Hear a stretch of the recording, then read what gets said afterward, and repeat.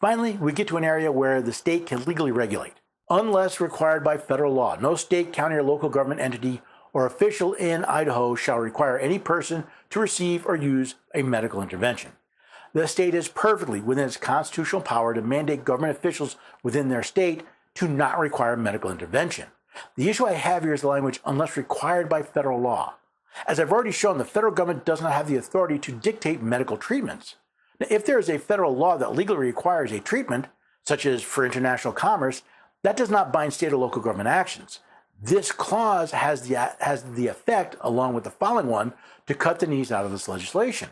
Unless required by federal law, no state, county, or local government entity or official in Idaho shall require any person to receive or use a medical intervention as a condition for receipt of any government benefit, receipt of any government services, receipt of any government-issued license or permit, entrance into any public building, use of public transportation, or a term of employment, provided that such entities that receive Medicaid or Medicare funding shall be exempt from the requirement of this paragraph.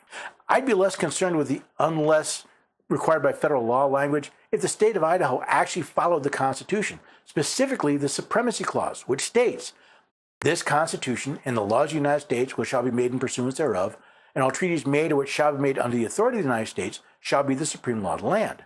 This concerns me because much of the law coming out of Congress lately does not follow the Constitution of the United States. It is therefore not the supreme law of the land.